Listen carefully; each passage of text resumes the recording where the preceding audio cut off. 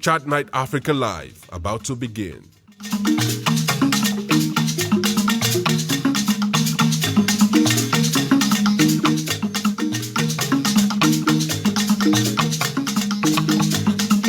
Chat Night Africa Live, Afrocentric solutions to Africa's challenges. Showcasing Africa's touristic luxuriance.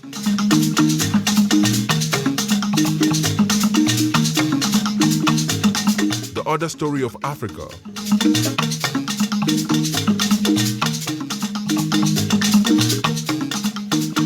Chat Night Africa Live, about to begin.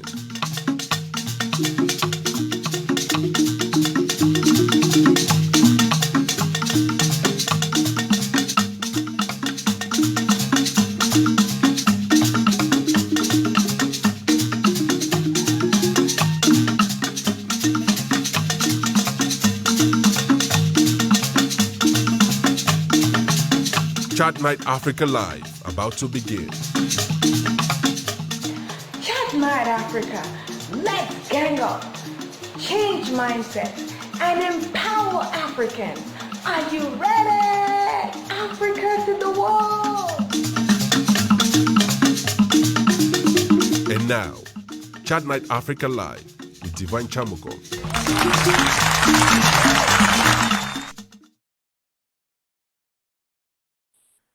Hello, hello, hello. Welcome to this week's edition of Chat Night Africa. Why? Now you ask me, why what? Imagine your son, your daughter, your mother, your sister, your dad, your uncle tormented in the love relationship. A relationship supposed to be lubricated with love. We've seen lots of abused relationship, abusive persons in relationships spiral into committing suicide or homicide. Now, the question everybody asks is, why did they get trapped in it? That's the question we have this evening on the show. My name is Divine Chamokong. Thank you for joining us. We will have a jaunty broadcast, and that's because of the quality of speakers we have on the show. Ladies and gentlemen, join me in welcoming adjunct professor at Howard University in Washington, D.C., Dr. Njoin Anyangwe Ngute. Here is Dr. Njoin Anyangwe Ngute on the platform. Thank you, Nate Divine. Thank you for having me. This is an interesting topic, so I'm really glad to join you on this topic. It's a problem. It's a public health issue. So thank you so much for inviting me, and I look forward to having a wonderful night with you both tonight.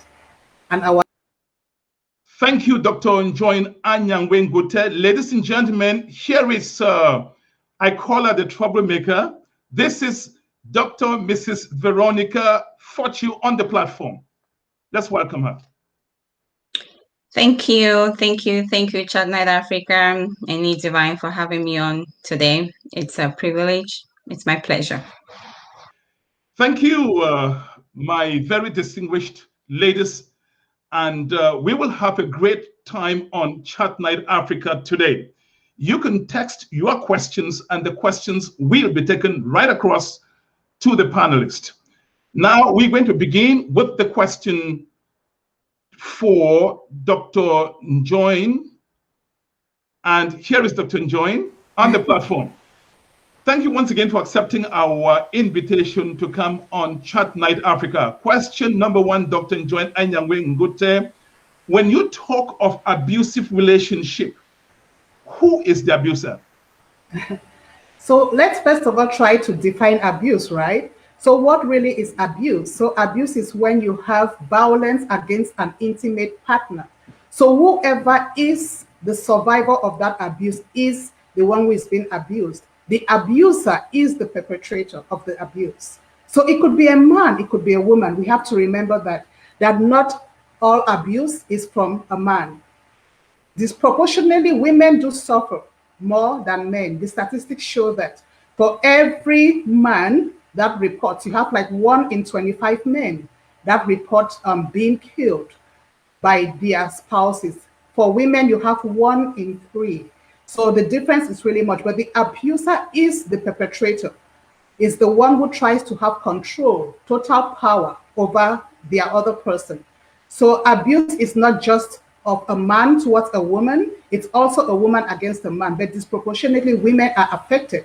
Women as the sufferers, that the survivors. So men could be the abuser, a woman could be the abuser. That's the person who tries to have total control, power over the other person. It could be emotional, it could be physical. It could also be sexual abuse. So there are various forms of abuse.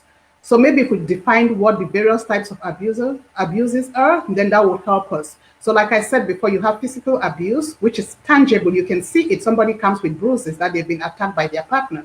You also have emotional abuse. The effect is very subtle, but over time, you would feel the effect. It has several impacts: health impact, emotional impact when you're abused emotionally. So whoever is the perpetrator is the abuser. Some people think in a relationship you can have mutually abusive partners. That's not so true, because you have one person who tries to take control, who is always trying to be the person that wants to control the other person, and that person is the abuser. That's Dr. Join Anyangwe-Ngute. Ladies and gentlemen, the first question for Dr. Mrs. Veronica Fortune. Dr. Fortune, I have talked to a lot of people on this subject of abuse, and their response, and curiously, some of the answers and reactions are coming from women. They say, Divine, hold on. Abuse in whose context? You can talk about abuse in the American cultural context, or a legal context, or abuse in the African context. As a woman, how do you react to women trying to put the word abusive within frameworks of the law, culture, economics, and so on? What's your reaction to that? And I'm going to ask the same question to Dr. Njoin Anyangwe-Ngute. You know that there's a lot of factors that come into play when we talk about abuse. And because this has been going on for too long, that abuse has been nominalized in our society. And therefore, a lot of people have different viewpoints in trying to define what abuse means to them, depending on their background, depending on the culture, and depending on the environment and the circumstances in which they grew up in. And so, just like you, I am taking somehow, you know, kind of dumbfounded when I listen and I read certain comments by certain people. But then again, at first I used to be shocking, but after going through what I've been through in my studies, I kind of understand why some people think the way they think when it comes to abuse, why some people have embraced it and some actually give excuses. But so there's a lot of reasons, and that's the same reason why people will remain in abusive relationships, and those some reasons. And if you put yourself in the place of some women, you would think that you see the reason why they reason the way they reason. You understand? and and I think it's a good idea that we're talking about this, and it's not just going to take one show like this to actually break some of the barriers and educate our sisters on the dangers of letting this go on, especially when it has to do with children, when children are involved, because it has some psychological and long-term health effects and impact on the child. So We'll get into all those ramifications of abusive relationships. That is Dr. Mrs. Veronica Fortune. Now I bring back up Dr. Mrs. Njoin Anyangwe-Ngute. Tell me, Njoin, women contextualize abuse. Now, are you seeing, you're wearing some beautiful eyeglasses on the show today. Are you seeing what you call abuse with the American girls' eyeglasses? Would it mean the same thing in Africa, for example? I think like Dr. Veronica Fortune said, it really depends. It depends. Abuse is abuse. It doesn't really matter, right? Whether you're talking about Africa or Europe or the USA, abuse is abuse. However, the various feelings that we have, right? We are shaped by our experiences. So for somebody who grew up in a home where the father was abusive to the mother or the mother was abusive to the father, for example, they might see that as normal behavior. Okay. But for somebody who grew up in a home where there was love and she gets into a relationship where the husband is abusive, or a guy who grew up in a home where there was love and gets into a relationship where the woman is abusive, they will see that as not normal. So they'll react to it. Abuse is abuse. If you shove somebody and it's a pattern of behavior, if you continuously try to diminish somebody, you make them to lose their self-esteem. Okay, that is abuse. And again, if it is a pattern of behavior, we have all been in relationships where we could yell at each other, we could shove each other when we are angry, we have an argument. That's unhealthy. But when it becomes a pattern of behavior, it is abuse. So whether or not you're in the United States or you are in Africa or in Alaska, wherever you are, abuse is abuse. However, some people might accept it better than others, and they might think, oh, this is a normal way of life for several reasons. One, because they lived in that kind of environment, and that's what they know. Because what do they say? Monkey see and monkey do, right? So that's what they know. So, well, it's normal behavior. I saw my father disrespect my mom. I saw my mom disrespect my father. So, okay, that's normal behavior. But it is supposed to be unacceptable at any point, whether you're in Africa or in America. Okay, so abuse is abuse. It doesn't matter where you are. But some people might try to normalize it. Let's get to the nitty-gritties of it. What do you define? What is abuse? I give it, and the reason why I ask you this question is because if you take the tribe in Cameroon, I hear, and I'm not sure whether I haven't verified it, but it's widely understood that if a woman is not beaten up or battered by her husband, he doesn't love her. Okay. Yeah. So Nick Divine, there are various types of abuse, right? You have emotional abuse. Okay. And emotional abuse has to do with you continuously criticizing somebody, continuously yelling at somebody, making somebody to lose their self-esteem. Okay. Control is another form of abuse. You want to watch that person's movement. You want to check their phones. If they're out socializing with their friend, you're calling them 24/7. What are you doing at this time? Control. That's an example of abuse. Being contemptuous towards somebody is abuse. Okay, but the issue about a tribe in Cameroon where women stay in a relationship because they think when their husband beats them, that shows love. That is true, but it's also called the Stockholm syndrome, right?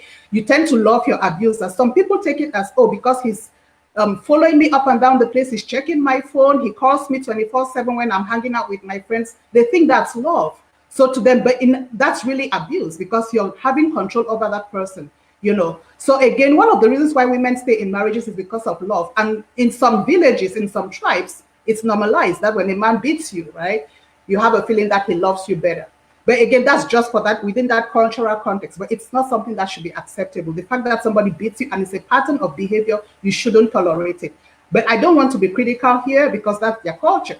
They accept it as normal. It shows them that the man loves them. And if the man doesn't beat them, then they don't feel loved. That's their culture. So I'm not being critical here. I'm not being judgmental. But again, if somebody beats you and it's a pattern that continues on and on, it is abusive. You talked about sexual abuse. What do you qualify as sexual abuse? Okay. You know, it's interesting though. Sexual abuse, the fact that you're married to somebody doesn't mean that anytime that person wants sex, you should be able to give them sex. Sex should be consensual, really. Even if you're married, intimacy should be consensual. I know the Bible says the man should always be able to satisfy the woman and vice versa. That is true. But if you look at it in terms of the legal terms, somebody has to be willing, to be ready to have sex with you. So if you're going to force your wife, you're going to force your husband to have sex with you, that's sexual abuse. If you're going to have them to watch pornography, for example, if you're going to have them do certain acts during sex that you really don't want to do, that is sexual abuse. So it has to be consensual between two people, even though you're married to them. That person has to be willing. If the person says, look, I'm tired, I really don't want to do this, leave them alone. If you force them, they can actually say you raped them, even though you're married to them, because it has to be something that comes from within. They have to have consent to have sex. So if that consent is not there, it's sexual abuse. How do you know whether a woman isn't consenting because she just wants to be abusive? How do you know that? And when she's lying? Well, if a woman tells you that I don't want you to touch me, I don't feel like it, right? I think that's enough for you to stop. And vice versa. If you're trying to have sex with your husband and he says, I'm tired, I don't want to do it, and you try to insist.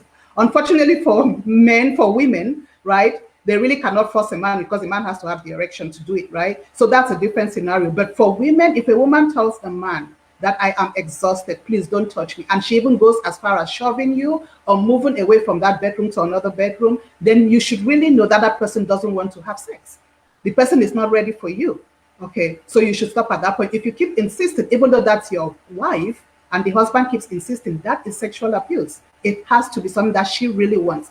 Again, I know why you're asking this, because some women sometimes will use that because they're upset with the man, and then they might try to say, oh, no, I'm not giving it to you because I'm upset with you. That is true. So again, that could be another reverse abuse, right? Because you're depriving the man of what he should be getting in a relationship. So that, in a way, is another kind of abuse. How do you react, Njoin, to men saying, well, if you get married, you sign up to have sex with your husband?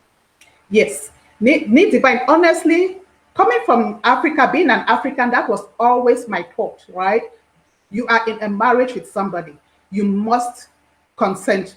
So it's just an agreement. The fact that I'm married to you, you should satisfy my sexual desire, and I should satisfy your sexual desire. That was my belief, and that is still my belief. However, when you look at it from the legal standpoint, again, it has to be consensual. Yes, the man married you. Oh, some people will go as far as saying, oh, I paid your dowry, so I can have it anytime I want to have it, whether or not you want it. But again, when you look at it, when you start insisting, and it becomes a pattern of behavior where you consistently force that woman to have sex with you, even when she's not ready, you're being sexually abusive to her. But again, I'm not giving women a free pass here. If your husband wants it, at times you can be tired, but you shouldn't make it a habit, because if you make it a habit and it becomes a pattern of behavior, that again is abuse. It's reproductive abuse or sexual abuse in the other way around, because you're depriving your partner of what she should be getting. Okay, so either way you look at it, there's some level of abuse. We understand that it has to be, you have to consent to it, but when you're married to somebody, you assume that because you're married to that person, we have to have intimacy, right? So people have to be careful that you're not being abusive by depriving your spouse of it, and at the same time, your spouse should not be abusive by forcing you to do it when you're not ready. I have there's a lot of debate going on in the green room, as you can expect. Before I bring up Dr. Mrs. Veronica Fortune, the question I have for you, Dr. Njoin Anyanwenguta, is if, and listen to me, if, for example, a woman in South Africa, a woman in Malawi, a woman in Cameroon, a woman in Rwanda doesn't see something as abuse, what's your business in saying she's being abused? You, the American girl. Did you get my question? Is that question for me or Dr. Fortune? No, for you. For me, okay. So let me say, I think a little bit of sensitization, awareness would help, right? But again, it is not your place to be judgmental. Remember that abuse depends on, you can see it as abuse. To that person, it might be their culture, so it's not really inflicting pain, okay? So I'm coming from the US, I'm African. I've seen situations within Africa when I was there that you clearly call it abuse. But remember, if that person doesn't see it as abuse, if the person doesn't feel like their spouse is inflicting pain, injury on them, I can slowly nudge them to give them an understanding that this is what is happening to them. But it is not my place. If that person comes to complain to me, all what I can do is give a listening ear and maybe nudge them towards the right resources to help them. But it is really difficult if that person thinks it's okay for you to come from the outside and try to tell them that they're in an abusive relationship. They have to go through that process themselves and develop wisdom and learn their lessons. And then at the end, they might say, you know what, I've had enough, I'm moving out. But again, it has to be inflicting injury on that person. If the person feels that they are okay, they are not under any emotional stress, there's no, I'm not injured in any way, physically, emotionally, I'm fine, that's them. So you cannot come from outside and tell them that they are being abused. But sometimes it is lack of awareness, lack of sensitization. They might not know any better. And that's why they stay there, because they have no idea that they're being abused. You are watching Chat Night Africa, and my guest on the show today is adjunct professor at Howard University in Washington, D.C., Dr. Join Anyangwe Ngute. Ladies and gentlemen, we are going to bring up now Dr. Mrs. Veronica Fortu, and I have some good questions for her.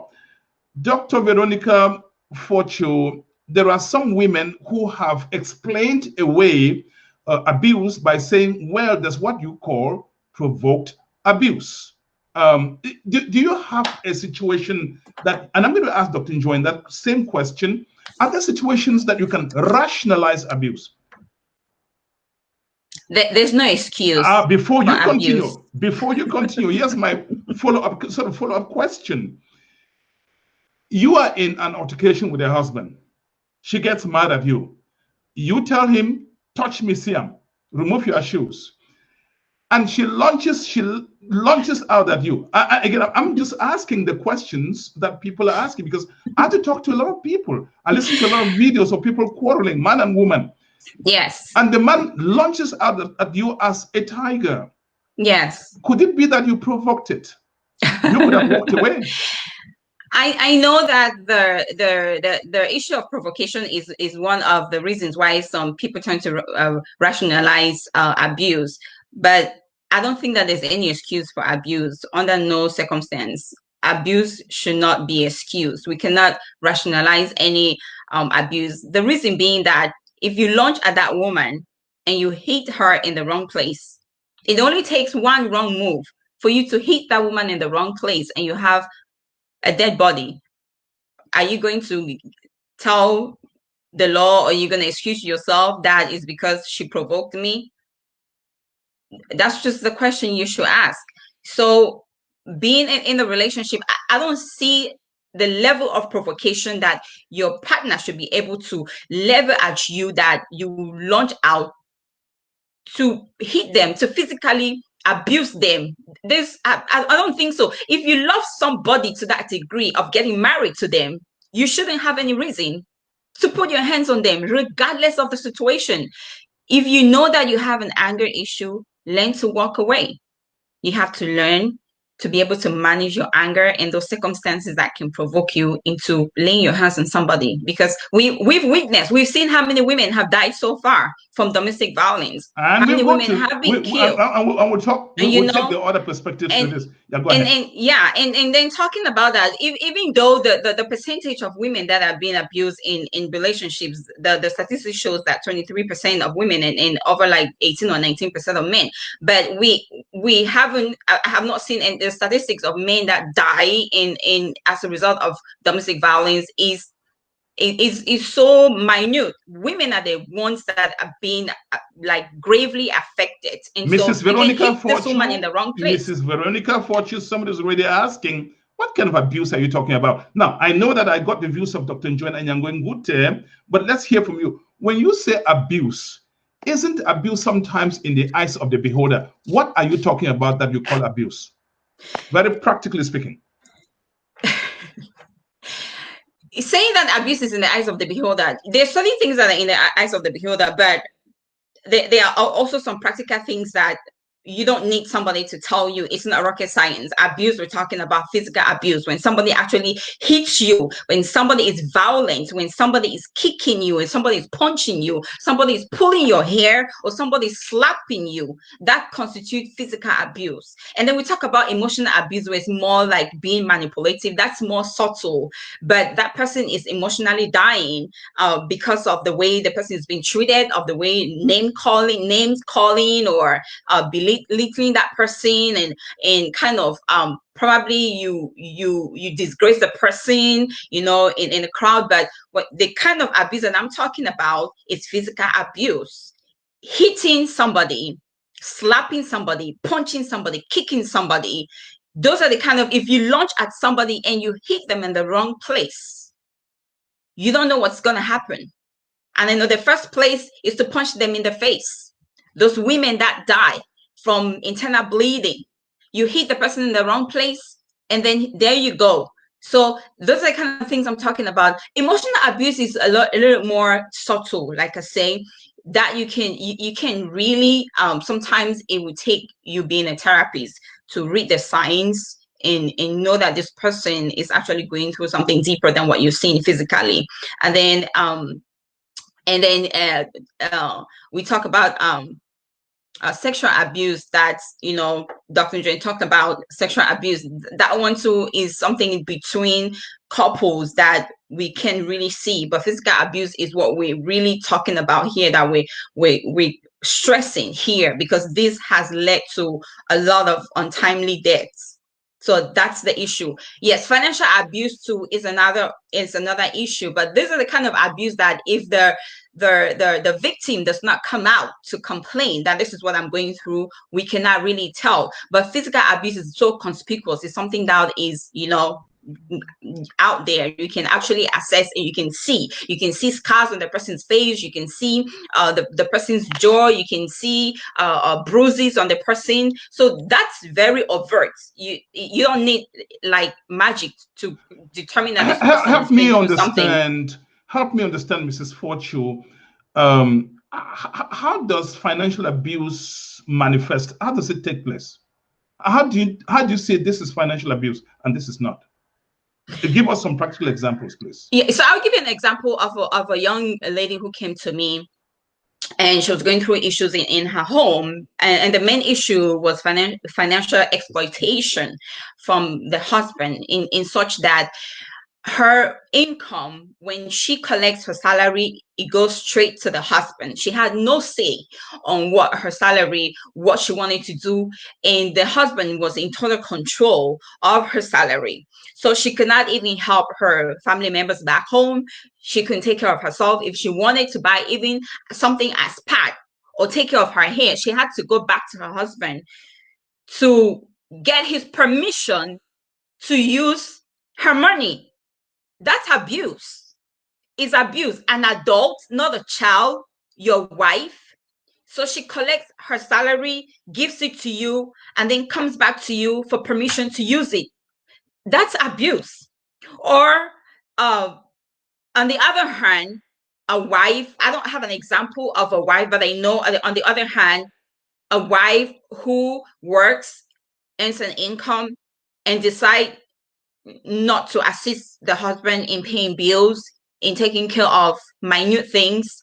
If you don't help your husband in taking care of certain things, and he's the one that has to incur all the expenses in the home, taking care of the home, of your extended family and his extended families and your immediate family, and all of that pressure is on him, I consider that abuse. If you're a wife that is working and you're not assisting your husband, especially in the diaspora, even back home, if you're a successful businesswoman, successful entrepreneur, successful, worker, and you're earning a salary and you're not helping your husband in the home in terms of finances, that's abuse. I consider that abuse as well. Mrs. Fortune, some women could fight back saying, well, they work, give their money to their husbands because they love their husband. How do you see that as abuse? Perhaps because you wouldn't do it in your own home. I'm trying to figure out, I'm trying to represent how some women are going to push back. Do you know, same, just like we're talking about women in the culture, in the Ewondo culture, where the woman will provoke the man to beat her because it's a sign of the man showing love to her. In the Native American culture, suicide is culturally acceptable. So if I have a patient that comes from the Native American culture and I know that suicide is acceptable in the culture, one, I validate that, but it doesn't mean that I'm not going to show you the negative effect and the impact of what that's going to do to you, even though it's acceptable. But at the end of it, you're harming yourself and you're harming other people that are around you, right? So if you're talking about financial abuse, where you have to take your income, you take your salary and you give it to your husband, and then he determines how you get to spend it.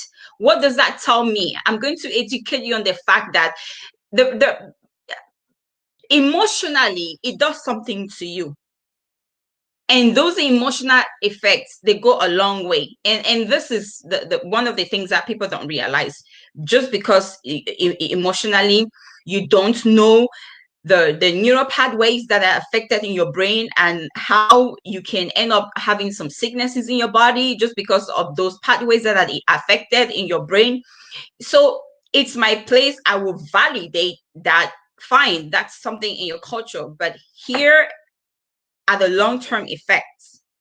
When this continues and it keeps going on, this is what's going to happen, right?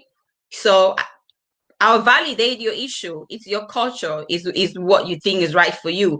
But generally speaking, look at the general picture. These are the side effects. So you have the information, you're informed to be able to make an informed decision about your situation. This is Chat Night Africa, and if you think you like what you're hearing so far, we have only just begun. We will be right back after this transition. Stay tuned. My name is Divine Nchamukong. This is Chat Night. Yeah, this one. Chat Night Africa. Welcome to Chat Night. Yeah. Chat Night Africa.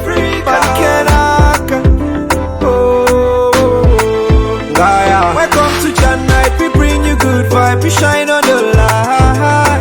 Welcome to Chat Night. We bring you good vibe. We shine on the light. We all over the world. Chat Night Africa.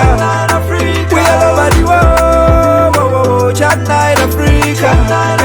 Welcome to Chat Night. We bring you good vibe. We shine on the light. Welcome to Chat Night. We bring you good vibe. We shine on the light. We all over the world. Chat Night Africa. We all over the world. Chat Night Africa. Welcome to Chat Night, the only place that we give you good vibes. Chat Night Africa. Welcome to Chat Night. All over the world we are shining the light. Chat Night Africa. Welcome to Chat Night. It's not only for Africans. Chat Night Africa. Welcome to Chat Night, promoting the culture of Africa. Chat Night Africa. This is the voice of Africa to the world. Africa's platform to be heard. Chat Night Africa. Let's gang up, change mindset, and empower Africans. Are you ready? Africa to the world.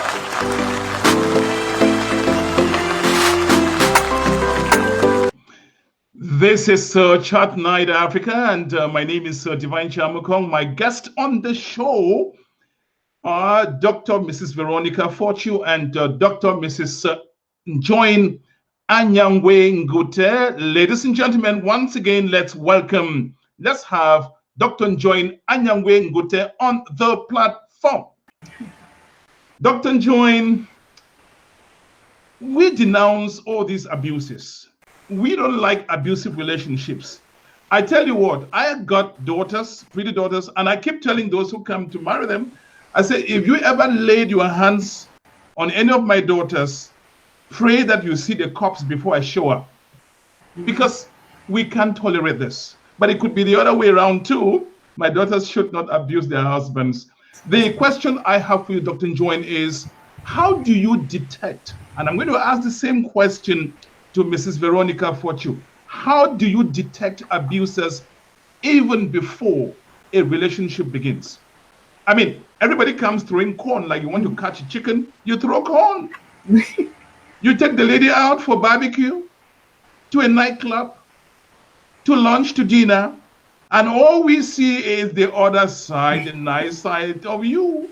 So how do you, when all those nice things are going on, how do you tell, I could be taking home a crocodile in fish skin? Need Divine, thank you for that question. I want to clarify something about abuse. I see a question on the chat about like sexual abuse. Is it just for married couples? No. Remember, abuse is violence against an intimate partner. That partner could be your husband, it could be your boyfriend, it could be your wife, right? So it doesn't only have to fall under marriage, but it's more common when you're married to somebody and you're living in the same space with that person. So sexual abuse also pertains to anybody that you're intimately attached to, even if you're not married to that person. So now to your question, me divine, how can you spot somebody who is abusive even before you get into a relationship with that person? Okay, so let's say somebody is really into you and invites you out, and the person really wants to date you. You can spot signs. There are signs, there are some red flags that you can tell. One thing I would say is somebody who wants to have control over you. If you have a partner or somebody who's trying to get into a relationship with you, who constantly wants to know where you are constantly, you might see it and perceive it as, oh, he really loves me, but that's a sign of control. And that could be a red flag. Somebody who constantly 24/7 is checking on you. Somebody who might even go as far as looking at your phone, finding out who you're talking to, preventing you from interacting with some people, some of your friends.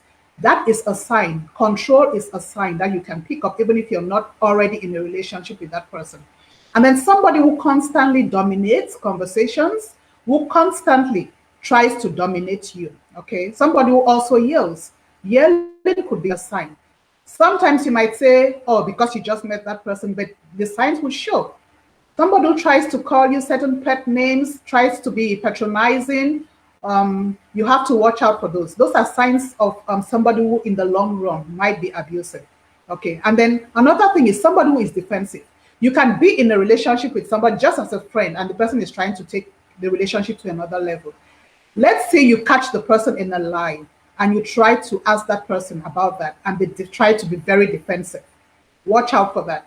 If it becomes a pattern of behavior, you might be getting into a situation where that person might in the end be abusive. Somebody who is so defensive that would never accept wrong, even when you point it out to them. They always try to turn it around and shift the blame and say, oh, no, it's you that caused it. Or will never even say, I'm sorry. That could be a sign, okay? Not even being able to acknowledge, take responsibility for something that you did wrong. So, for example, the person is supposed to pick you up for dinner, and the person is supposed to get there at 7 and gets there about 8:30. And you're like, why did you come this late? And the person suddenly flips. You can get that. Okay. So those are some of the signs. Even if you're not already in a relationship with that person, you can tell. Somebody who is controlling, somebody who would yell, somebody who would be very sweet at one moment and then suddenly becomes really nasty to you.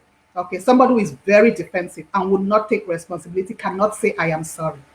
Dr. Join, examples. Is it possible that somebody wants to know where you are because he or she cares about you? Yes. Or cares about your safety? How do you draw the line between being abusive, and just somebody genuinely wanting to know that you are safe where you are? Yes, there is a very thin line, right? Somebody wants, I would definitely want to know what's going on with my spouse or my partner. Okay. It's good to check on your person because you're not sure what's happening on the other end. But when somebody calls you every 5 minutes to know what you're doing, that is a little too much. If you leave the house and you're traveling, I can check on you, or you can check on the person when the person is going on the trip. When the person gets there, you can check and make sure the person has arrived safely. Okay. But when you're calling that person every 5 minutes, okay, if the person travels, that's even different because you never can tell what happens. But let's say that person says, I'm going to hang out with my friends, and you call that person every 5 minutes. You're not just checking on that person because you care about their safety. You're just trying to control that person, truth be told. So it really depends on the frequency of all those checking up on that person. If it's too much, every 5-10 minutes you're calling that person, then you're becoming, it's a pattern of behavior and you're becoming a little bit abusive. It's too much. If you check on the person once, maybe in an hour, 2 hours, or once they arrive where they are and you let them be and have fun with their friends, that's okay. You know they're okay. If you check on them again when you know they're about to be getting home, that's fine. But if you're checking on somebody every 5 minutes, oh no, I don't think that's out of love. You're trying to control that person. So that's abusive. It becomes a pattern of behavior. Thank you, Dr. Njoin Anyangwe Ngute. And let's hear from Mrs. Veronica Fortune. Dr. Fortune, how do you detect men all come like angels? And I tell you too, women, okay, you took it out of my mouth. Women usually also would come, they show the nice side of themselves. They care about your mom. They're asking about your family members. And if you had children before the relationship, they're asking about, how do you know that these guys or the woman is acting? Or because you have really great actresses out there and great actors.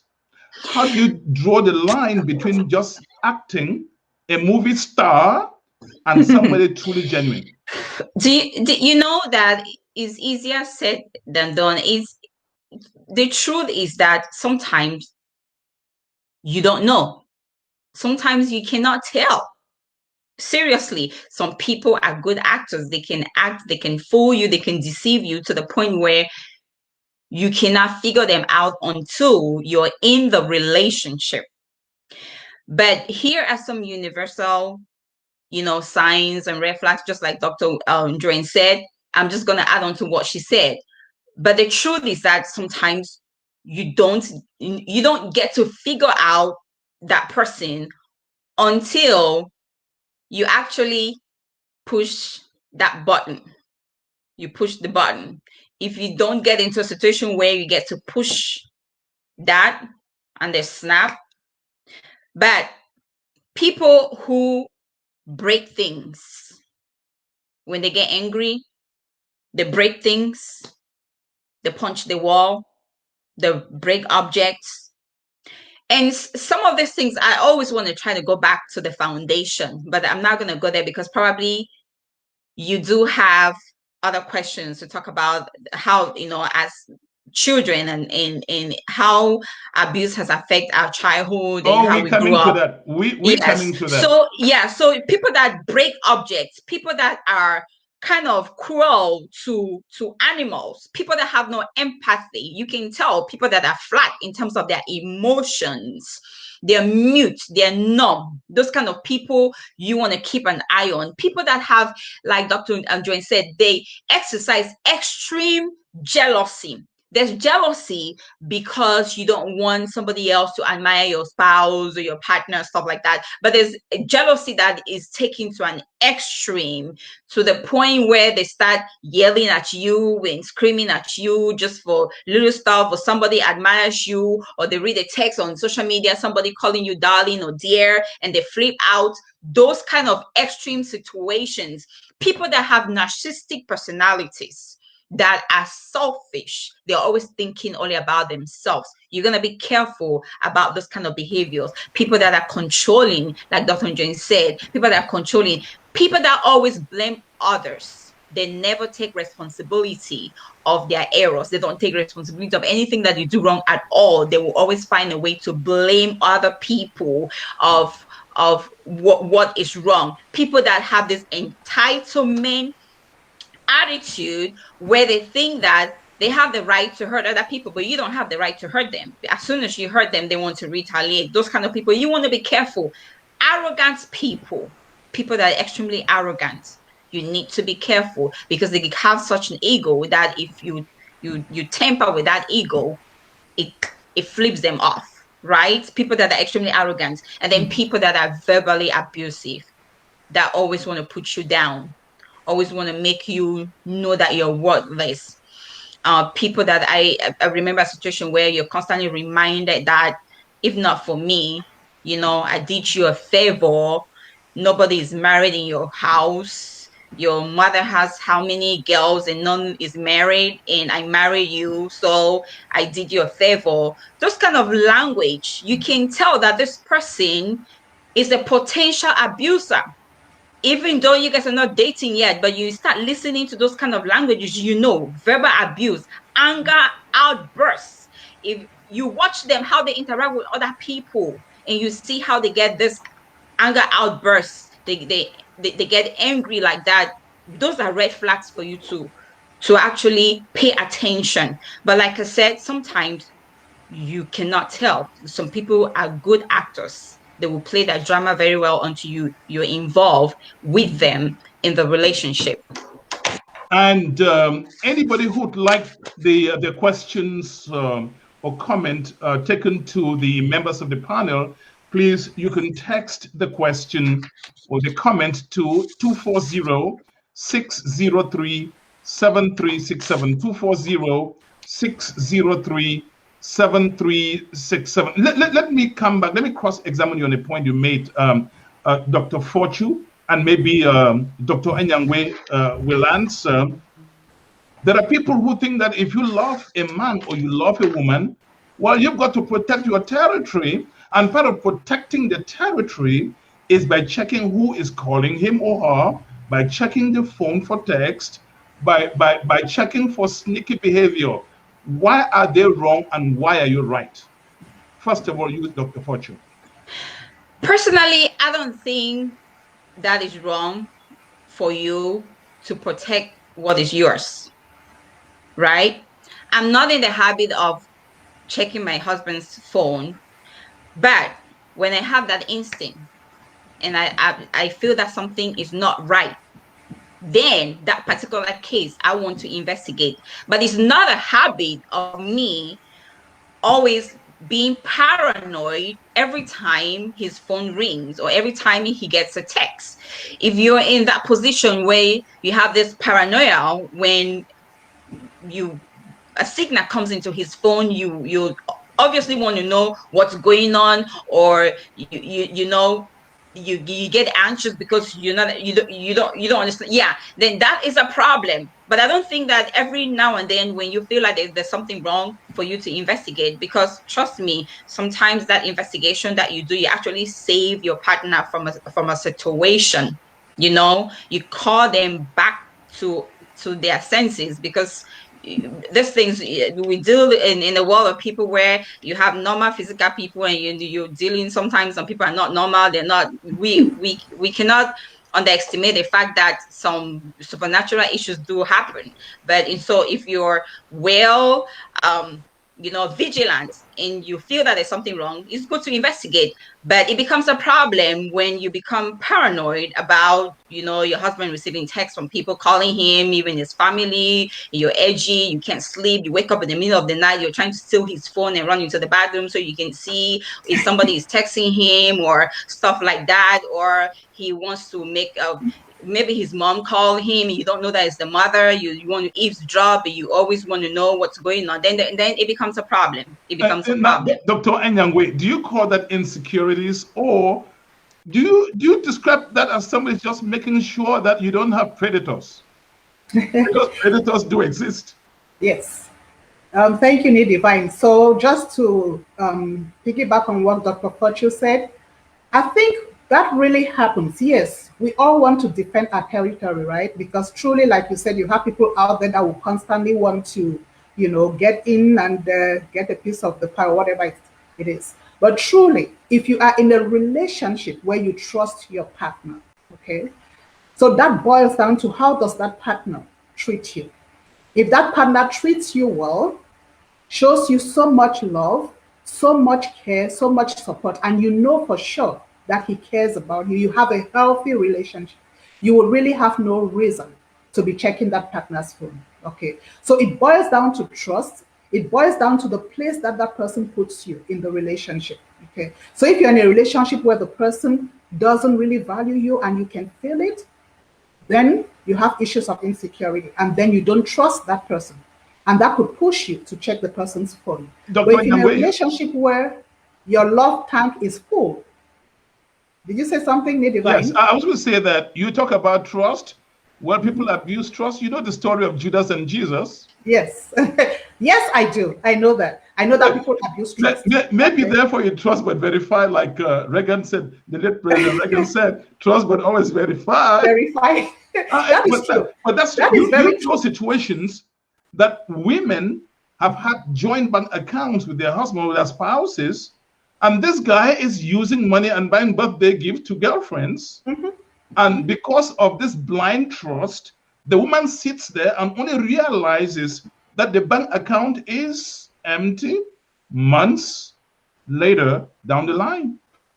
Okay. So again, I think, like I already mentioned, you have to be vigilant in a relationship, whether you're married or you're in a close relationship with somebody, an intimate relationship. You have to be very vigilant. Okay. But again, like I said, if you have no reason sometimes to really doubt the love that the guy has for you or the woman has for you, you might not have the need. But if there's suspicion already, there's distrust, your love tank is not full, you're not feeling fulfilled in that marriage. And again, when you start seeing the signs, we are all adults, there are things that will happen and you'll be suspicious. When Why you get do people to miss point, signs? So people who get into abusive relationships, would you say they missed signs, and what accounts for that? I'm going to ask Veronica that same question.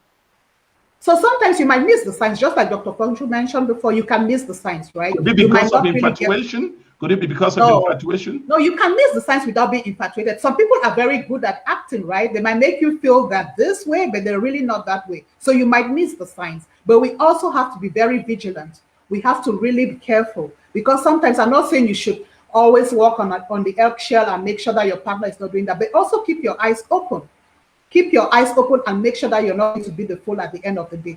Quite frankly, there are situations where you see some people and you see the way they interact with your spouse. You have to keep your eyes open for those people, because they definitely, that's a point where you have to check your husband's phone or your spouse, your partner's phone, to be sure that there's nothing beyond what they say in that relationship. That could push you when you see certain people hovering around your partner and you know for sure what their history is. That might make you want to, especially if that relationship becomes constant. That person is constantly calling your spouse or your partner. That person is constantly wanting to be around your partner. That's an eye opener for you to say, you know what, I need to check out those people and make sure that what they say it is really true. You just don't be blind. You have to check it out sometimes. But that is not, yeah, you have to, because sometimes they might say, oh, we are just friends, but really, are they really friends? So you have to really make sure that you know for sure what's going on here.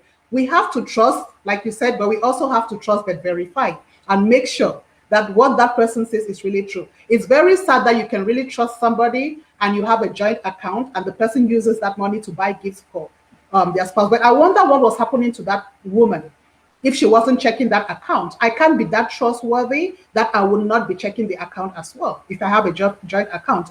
I think women should be educated enough and be sensitized that they should also, I'm sure that guy is not the only one who has the password to that account. So also check your accounts to make sure that if you have a joint account, he's using the money properly for the family use and not for some girlfriend. And you are watching Chat Night Africa with Dr. Njoen Anyangwe Ngute and Dr. Veronica Fortune. Here is one more time, Dr. Veronica Fortune, the platform for some questioning. Dr. Fortune, how do people become abusive? What grows, nurtures abusive behavior? Abusers don't always begin as abusers, do they? No. So before I dive into that question, I see Dr. Fred Tesano right here. He's been trying to make a point, and this one that he said that most women are susceptible to physical abuse, but men, on the other hand, suffer psychological or possible emotional abuse. Yeah, that's because men and their ego, they don't like to talk. If you don't keep things inside of you.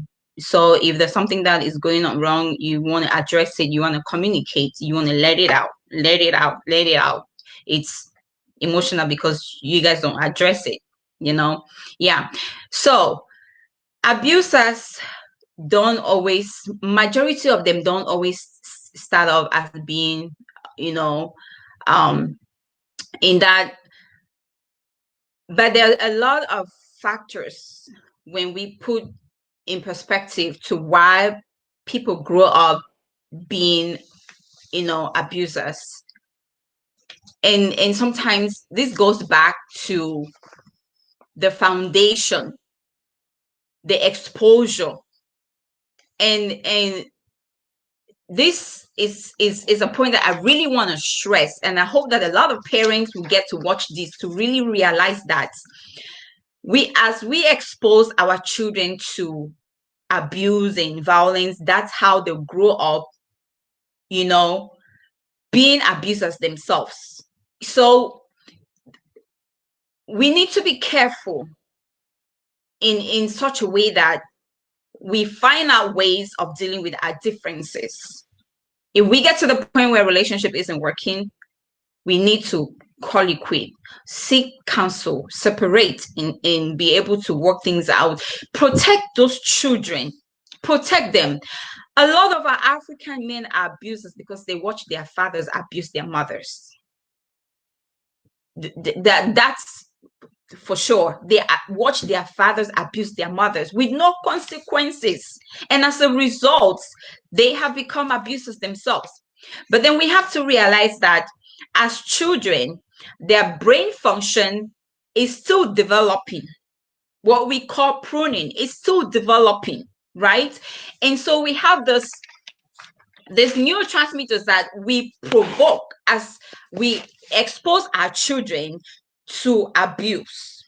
They watch, and sometimes you can think that maybe just the yelling, you're in your room and you guys are just shouting and screaming at each other. You're not really beating your wife, you're not punching your wife, not to talk of when the child is actually witnessing you slap the mother or watch the mother slap the dad.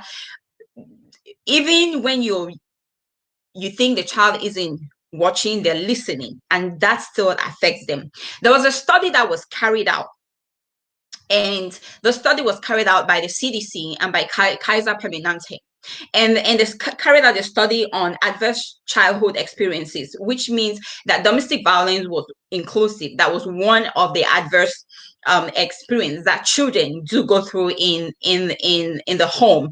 And this exposure to adverse experiences affected the brain, the childhood of how the brain was developing, and then it also it affects the immune system, and it also affects your health.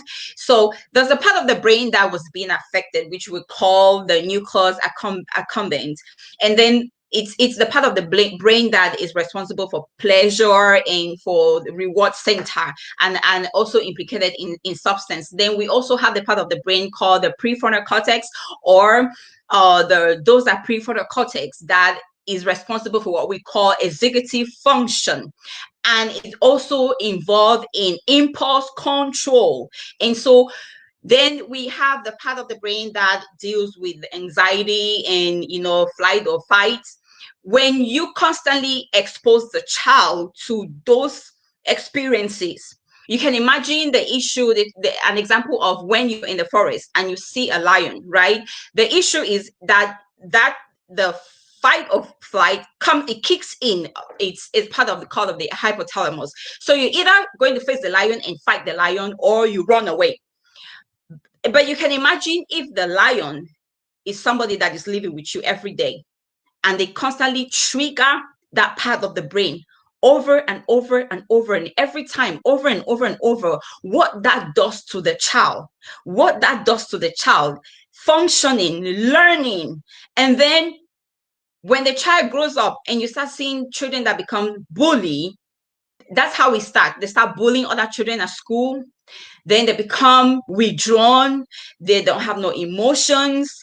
They don't feel for nothing. And you see how they can actually hurt somebody and they don't feel it just because they're numb.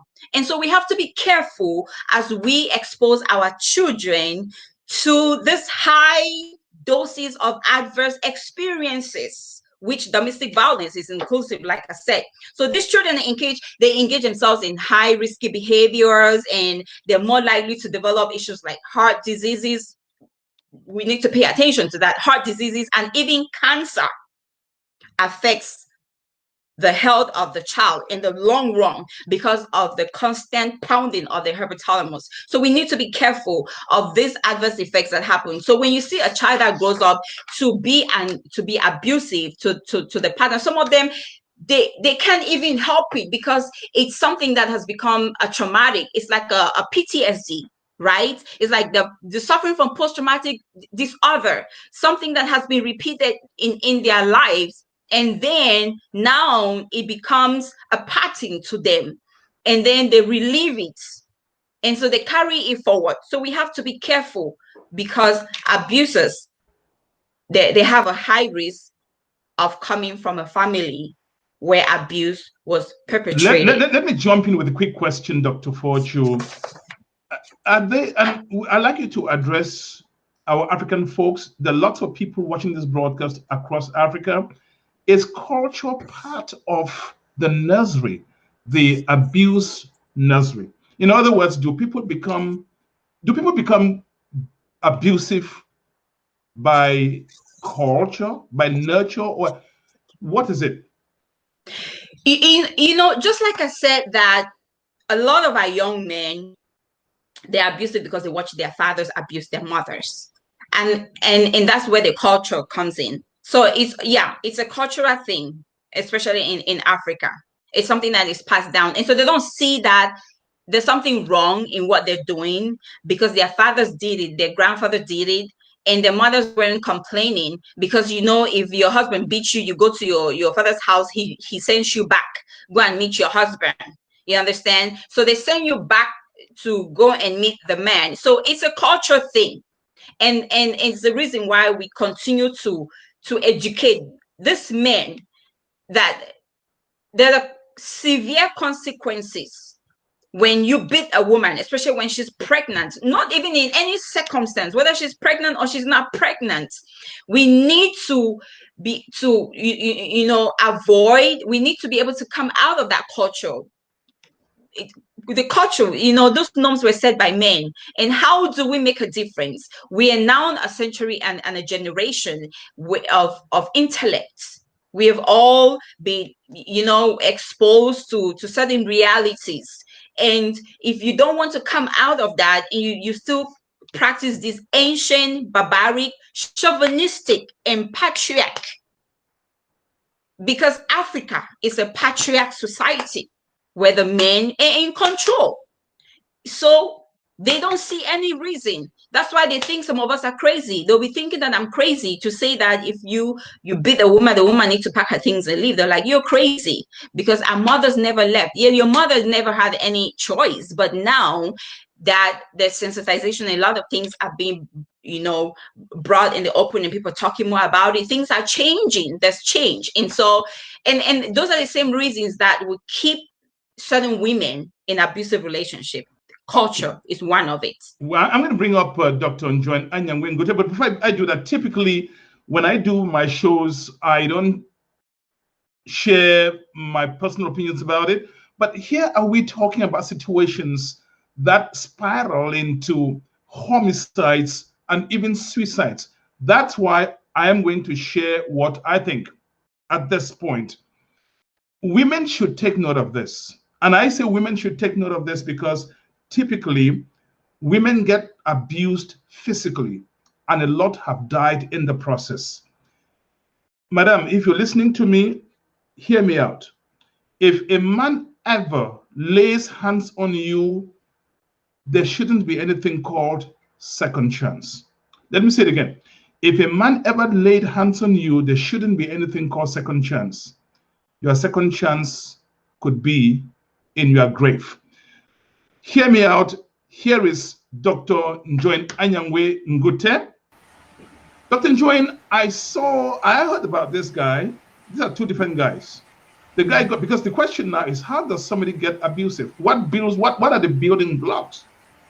Listen, there's this guy who just gets worried that his wife is working on a PhD, and so he can take it. He can take it. There's a different guy who gets so angry, jumps outside and slashes the tires of his wife. And then we're going to get to that. Let me ask you the same question, because the next segment of this broadcast will be, what then keeps people in abusive relationship? That's an important component to this broadcast. But permit me ask you this question. What are the building blocks? Let me hear from you. What are the building blocks of somebody getting abusive? What leads to that? This is the guy you got married to. You dated. He was an angel. Took you to parties. You went to the Bahamas. You got married. You went on honeymoon. I don't even believe in that, because every day should be a honeymoon. We've made it that. There has to be some 1 week. Then after the 1 week or 1 month, what happens? That's subject for another day. But so what are the building blocks for abusive behavior? There are several reasons, okay? One of the reasons has been very stated clearly by Dr. Fortune. One is what you grew up seeing, okay? Monkey see monkey do. You grew up in an environment where your father was disrespectful to your mom was beaten continuously by your dad, so that's all you know. So you grow up being emotionally disturbed, and you end up doing the same thing to your partner. That's one reason, the family environment. And then it's normalized. My father beat my mom, so it's okay. I can beat my wife. And within that cultural context, it's normal. So that's one reason. The second reason could be that you marry that person, and then there is a break in communication. When there is no communication in a relationship, you're stonewalled. You try to discuss things with your partner, and there's no way to discuss those things. There's a stone wall. Lack of communication is another reason. Jealousy, possessiveness, when you're overprotective of your spouse, that could be another reason that provokes abuse. Definitely financial problems. We've talked about that financial exploitation. Sometimes just the fact that your spouse loses their job, it could be the woman or the man, and one person takes the burden of taking full control of running that house financially. It could really be a huge burden on that one person, and that could trigger abuse. The person who is doing all of the, let's say if it is the man that's bringing in all the money and the woman loses her job, for example, at some point the man might feel that he's doing so much. Okay, and that would definitely trigger some abuse. So that's another reason for abuse. Okay, and then feelings of inadequacy. You could have a situation where the woman, I'm not saying that happens all the time, but you could have some men that just don't, they feel like they're not up to the task, right? So they start having feelings of inadequacy. That could push them to be abusive. And sometimes some women too can push that, shove that into the man's face. Like, oh, I make more money, I bring in more money. And even though I'm not saying this is an excuse for abuse, so that brings us to the provocation part of it. That could be a trigger, okay, because you think you make more money than the man and you have to shove it into his face. That could push the man because he feels disrespected, he feels unappreciated. So those are all reasons that could really push somebody to become abusive. Question: is it before you continue? Is it the money that makes somebody arrogant, or the person has always been arrogant, just that there wasn't an opportunity that presented itself? Okay, some people are naturally arrogant, maybe by their upbringing, and some people become arrogant because now they think they have arrived and they make so much money. So arrogance, and that depends on some people are generally narcissistic. And people like that are arrogant. We saw that in the American history. You have people that are generally narcissistic and very arrogant. They can never say no. They can never say, I'm sorry. They can never take responsibility for their action. All of that is arrogance. Thinking you know better than everybody. You're non-teachable. You believe everything should go according to your way. It's either my way or the highway. Some people are born that way. It is inborn. It is innate within them. But for some people, as they acquire more, they get more money, they acquire more educationally, professionally, they get higher positions of status, socioeconomic status, then they get more arrogant. So you have nature and nurture, right? They are born that way, and then what they acquire as they grow up makes them arrogant. Can I ask you a personal question, Dr. Nyangwe? Yes. You are adjunct professor at Howard. Has it changed you as a wife to Dr. Ngute? Oh, absolutely no. Okay, it hasn't changed me. What drivers did you pull into place for that not to get into your head? No, nothing has changed because, quite frankly, I've always taught. I taught from University of Boya when I was barely 25 years old. So it's not like I just acquired this. It's not a new standard for me. And I really don't think the fact that you're doing a certain profession should make you arrogant. It shouldn't. We all have to learn to be humble. So that hasn't changed me. And of course, I'm married to somebody who is a doctor. And even if I was married to somebody who wasn't, I don't think that should change me. I should stay true to who I am. Okay, and not inflict pain on somebody else because I want to make that person feel inadequate. I don't want to make anybody emasculate somebody. No. So all that hasn't changed me in any way. Okay, now I will ask Dr. Veronica Fortune a few questions, personal questions, and then we'll go into part two. I would say the thrust, the marrow of this discussion. Why then do people get trapped in abusive relationship? Dr. Mrs. Veronica Fortune. Dr. Fortune, it's not long ago that you became a doctor, and did it change you? How you behave to Valerie? It's a personal question. Share your experiences with us. At that time that you feel, Valerie is not Dr. Valerie Fortune. You are Dr. Veronica Fortune. At that time that you feel that, what's this guy talking to me? I'm Dr. Fortune. That the title it shouldn't change who you are. And I don't think anything has changed me from, the person that I am. Our upbringing also matters. And the fact that I have a Christian background that keeps me in check of my attitude and my behavior.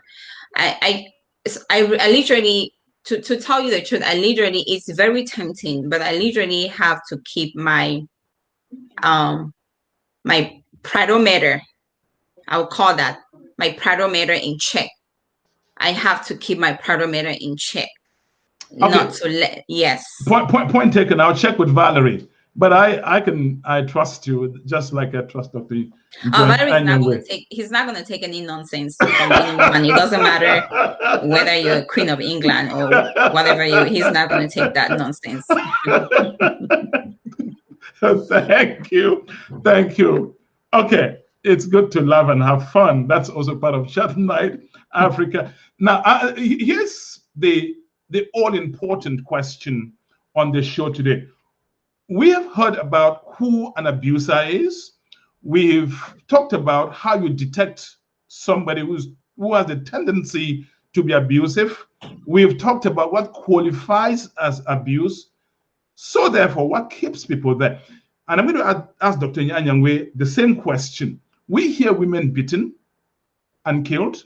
We see men who close from work and cannot, going back home is like walking into a lion's den, yet they go back. So the question becomes, and that's the million-dollar question, what keeps people in abusive relationship, Dr. Fortune? Tell me. Do you know that for quite a while, I hit my head. I was literally beating myself and slapping my head just to try and figure out the rationale while somebody will literally, put themselves at risk, staying somewhere where they're constantly crying. It's like an onion that has been placed in their eyes and they have to cry every day, or you come out with bruises every day, and then you still cannot make the decision for you to leave.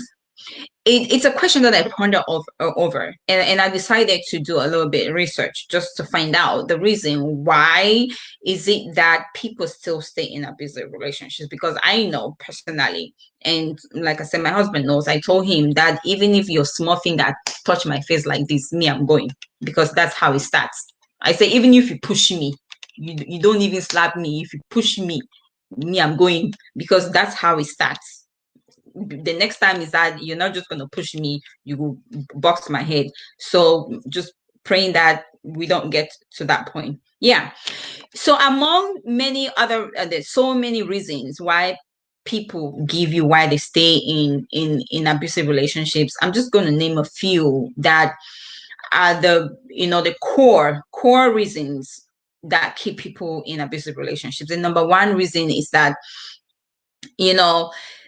there's social pressure, especially on women, social pressure to be in a perfect relationship, so that there's an enormous pressure to be in that relationship, and then some culture and then social media only makes it worse. Now we are in a social media world where we want to show perfection. We want to show that everything is going on well, while even in your home things aren't going on well. You're just playing, for the eyes of the people, because of that pressure where you want people to know that the relationship is working on great, forgetting to know that there's no relationship without issues. Every relationship has problems. It's just how you handle it.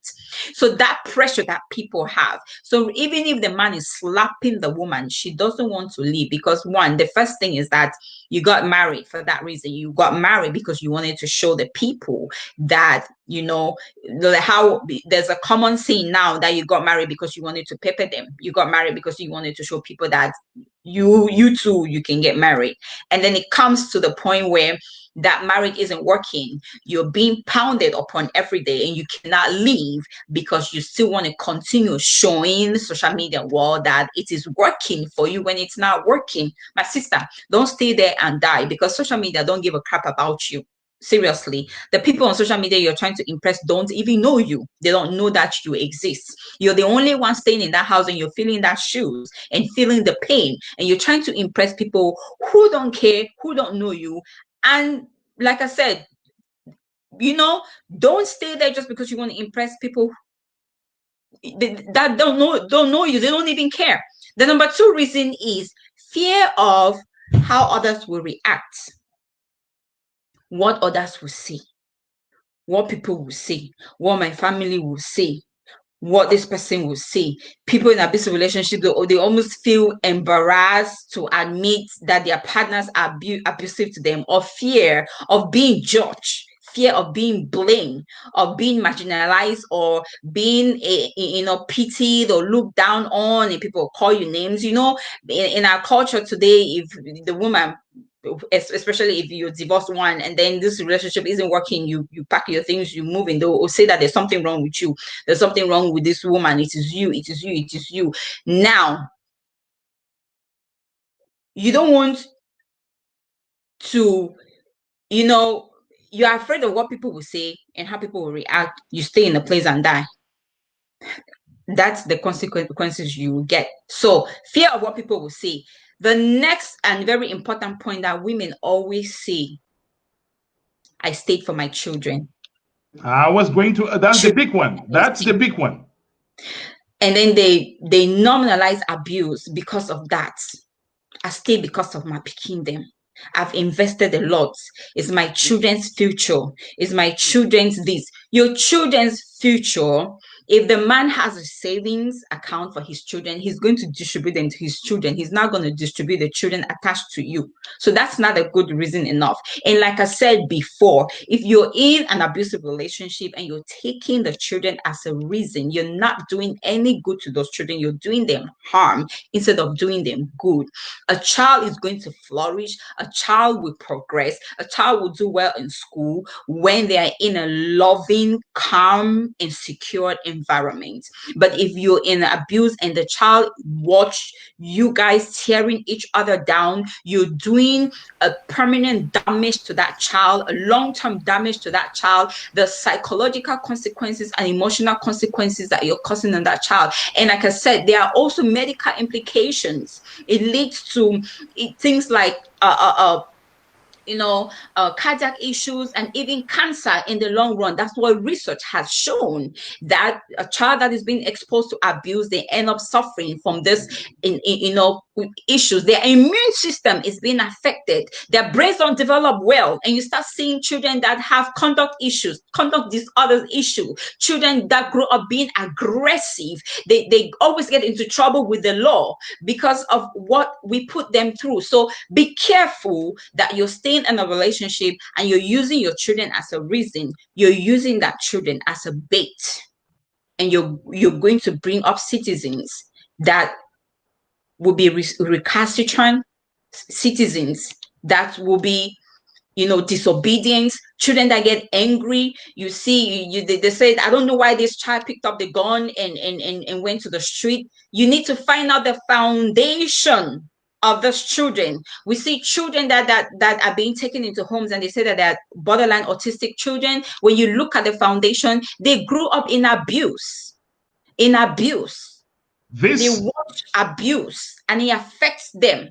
You are watching Chat Night Africa, and I'm going to be asking Dr. Njoen Anyangwengute this same question. Dr. Njoen Anyangwengute, by the way, thank you. Look gorgeous. I love those eyeglasses.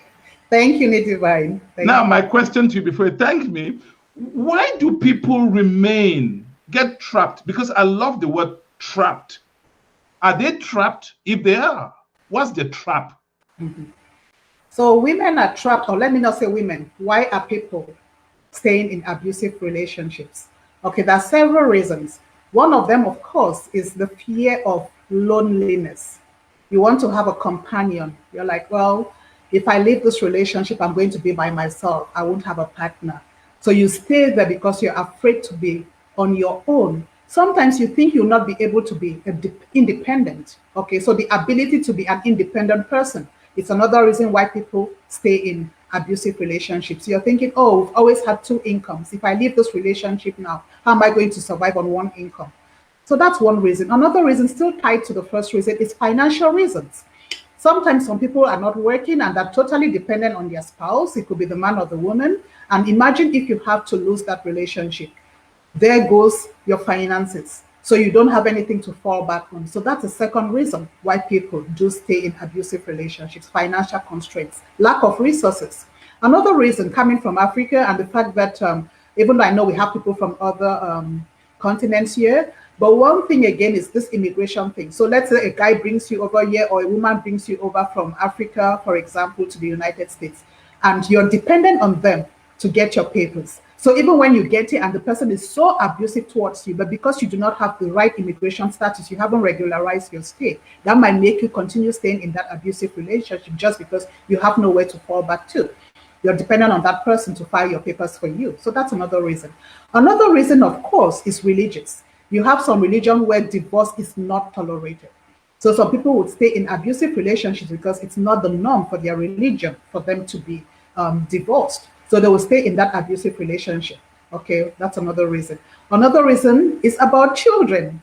She already alluded to that. It's about children. Some people stay because of their children. But again, you're making a big mistake to stay in an abusive relationship, because at the end, you'll be having children that would either be depressed, get too anxious for girls, or you get men that end up having a lot of emotional and behavioral problems. And that could even lead to substance abuse. Some children who grew up in homes like that, they end up abusing drugs, sex, alcohol, just as a coping strategy, okay, because you've exposed them to that level of abuse. So you're not doing your children, you're actually doing a disservice to your kids to stay in an abusive relationship. How do you get to having a conversation with, take that they're teenagers, how do you get, they see maybe you're fighting behind the doors in the bedroom. How do you get to convince them that this isn't something you should remember? I mean, they've always seen it ideal. The thing is ideal thing for dad and mom to be together, even though they're not talking to each other. How do you get that to your children to make them understand and even embrace the idea that it's better you people are apart than together? At some point, you have to sit down and let the children know. You have to give them the emotional consequences. You have to give them the health consequences. Because the truth is, when those children grow up in a home like that, there are definitely some psychological issues. Like I already mentioned, some of them will become depressed, anxiety disorders. Some of them might even become antisocial. So you have to sit down and have an honest conversation with those children about the impact of you and the father or the mother being in that relationship. It is not working, it is not working, and it is not healthy. So you have to let them know, have an honest conversation. Give them the impact, the social impact, the health impact. Okay, even you as a woman or a man who is in an abusive relationship, you can also have some health issues just because you're abused. You can have backache, headaches, gastrointestinal problems, things that all result from you being abused. So I think it's important for parents to have an honest conversation with their teenage children and say, would you advise an abused couple, spouse, so to speak, to expose what's going on behind the doors or inside the car while they're going to church? Sometimes they're fighting. Oh, no. To the kids. Should you tell the kids? No, you shouldn't expose the children to it. However, if you're in an abusive relationship and it's a pattern of behavior, truth be told, even if you're having a quiet conversation, you think it's quiet, you're shouting at each other in the bedroom, the children get to know. Remember, abuse is something that goes on over time, right? So the children would have noticed that my mom is being attacked or my dad is being attacked by my mom. They would notice that this is happening. There's no way that the children can be in the same house. You might try to conceal it, but once in a while, they'll hear the arguments behind closed doors, so they would know. But when it gets to a point where, try as much as possible to keep the children away. But when it gets to a point where you need to check out of that relationship, because now it's affecting you psychologically, emotionally, and your health, you need to sit down and have a conversation and be honest with them. You do not have to lay blame on one particular person, but say this relationship is not working out between me and your dad or me and your mom. We need to go our separate ways for those reasons. And you have to tell them that this will be for the benefit of them, because there's no use being in a relationship and having kids that eventually will be damaged through that experience. So I think every parent, if they come to that point where they want to go their separate ways, they need to have that conversation. And when you look at what's going on, I remember September of 2020, a Ghanaian pastor killed his wife. Okay, so this is just one example. It's happening more and more in our community. The data shows it. 87,000 women are intentionally killed, okay, every year. 87,000. Of those, 50,000 are killed by family members. And of those 30,000, we're talking about 38% are killed by their intimate partner, either a former husband or a current husband. So homicide and suicide, even for that child growing up in an abusive relationship, they can be so depressed to a point where they might even commit suicide. So for the person who is being abused, the survivor, and the children, there's a possibility of homicide. Even that child getting into the crossfire when there's an argument between the parents, that child could be hurt. So it is no longer a conducive environment. Just the fact that you can have homicide or suicide, when it gets to that point, you need to go your separate ways. I will be bringing you right back on the platform one more time, Dr. Veronica Fortu. The reason I bring you at this point is somebody posted a comment that if God is at the center of the marriage, all this thing shouldn't happen. Hey, hold it there. People are in church, they go quarrel. Sometimes they're not even talking to each other. They go praise the Lord, Jesus, I love you. At Easter, we see wonderful messages on Facebook. At Easter, Christmas time, wonderful messages on Facebook. And then they go back home and become tigers and tigresses, lions and lionesses. What is happening? Is Christianity still, are Christians still people who are there like the light of the world, the salt of the earth?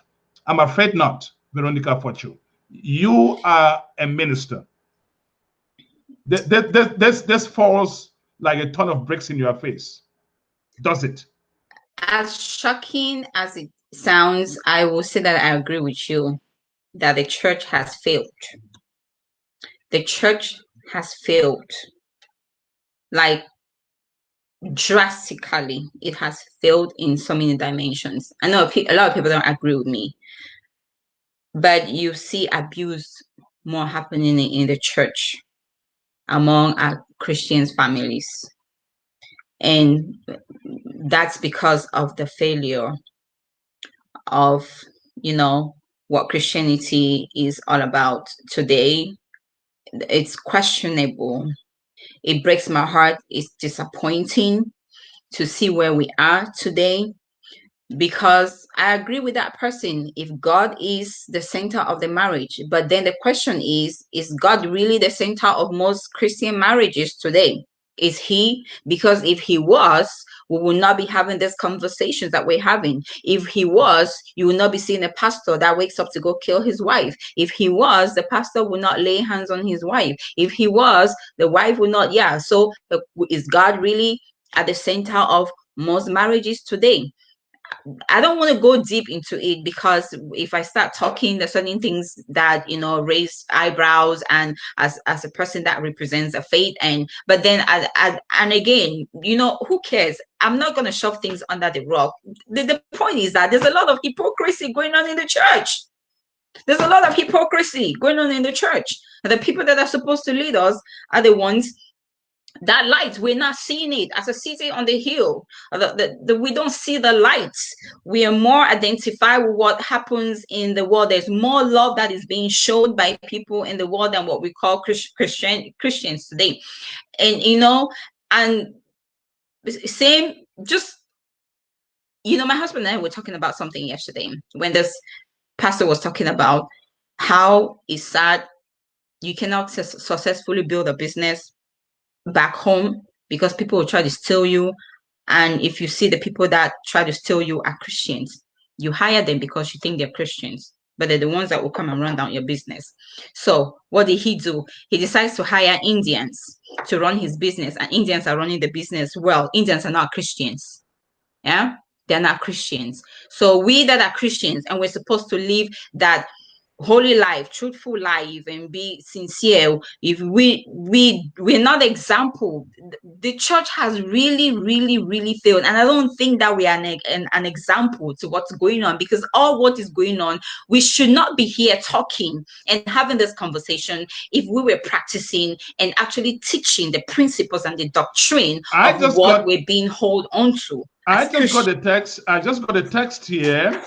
And the woman is saying that her dad was a pastor. He's now blessed memory. Dad was a pastor.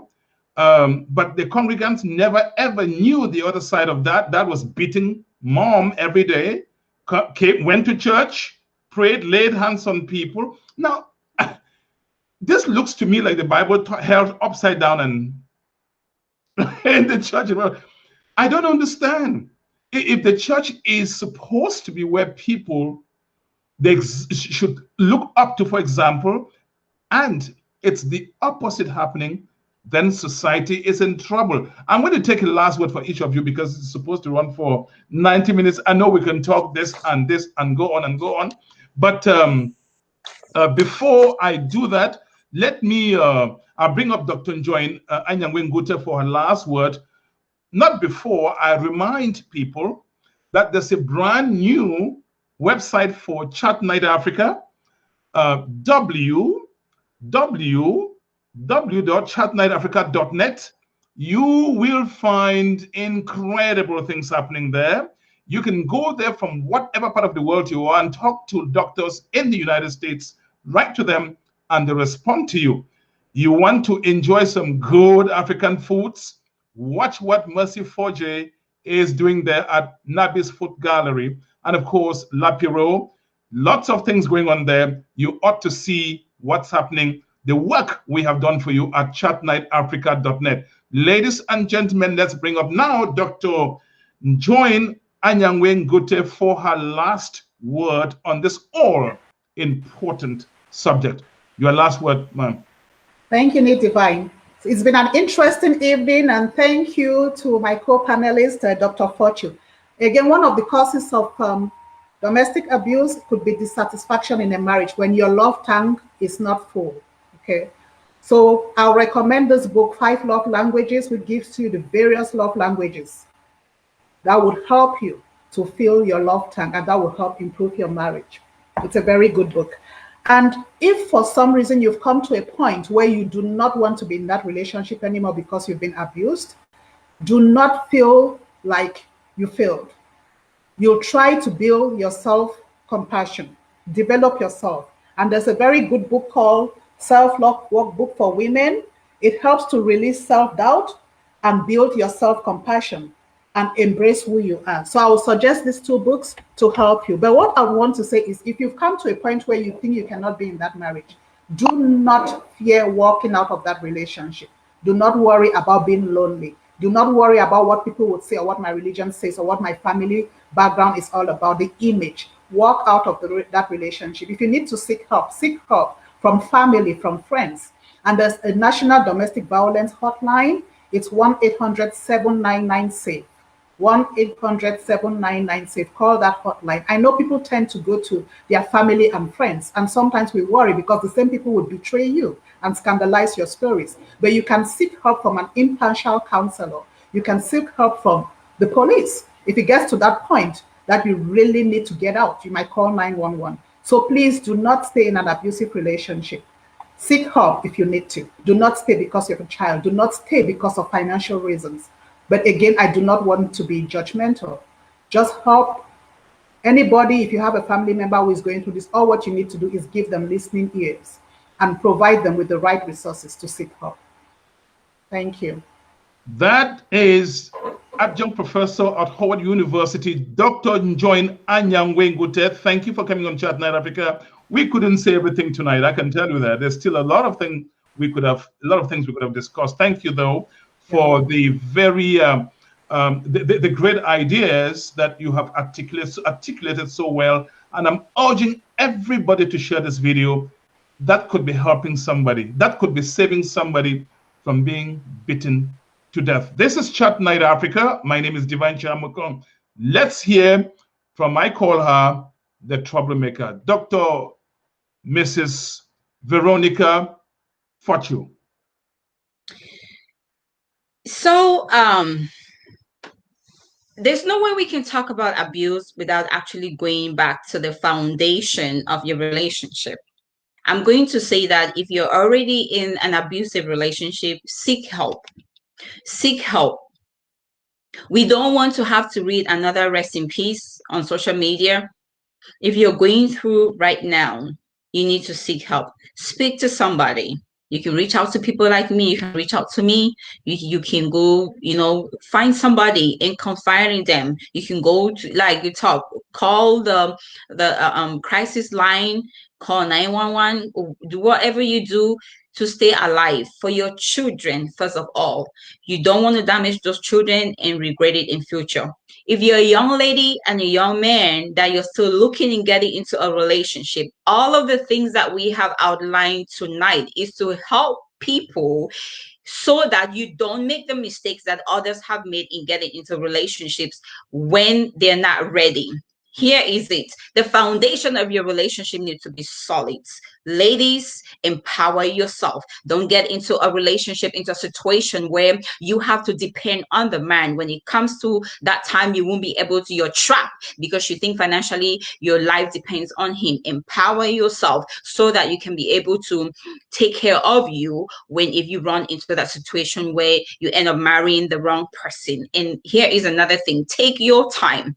Don't rush. Don't fall under the pressure of society and culture and get into a relationship when you are not ready. Never you get married because you want to prove a point or you want to pepper people. Because at the end of the day, when they punch your eye, you're the only one that is going to feel the pain. Now your skin go here, now your body go here and more. So be careful. Don't get into a relationship when you're not ready. Don't get into a relationship to prove a point. And then we need to detach ourselves from that culture. Men are African men, my brothers. This is a wake-up call for many of us. Just because you watch your father, your mother was so lucky to come out alive that she did not die.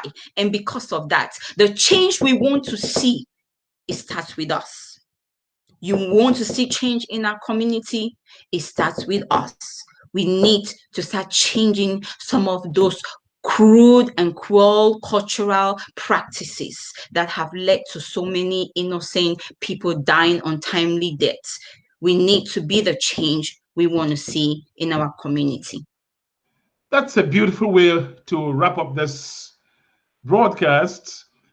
It will be uploaded to our YouTube channel, chatnightafrica.net, our website, and the YouTube channel is Chat Night Africa Live. YouTube channel is Chat Night Africa Live. When you go there, you'll see this broadcast and a lot more great stuff. This is where we bring people who can trigger a difference, a real difference.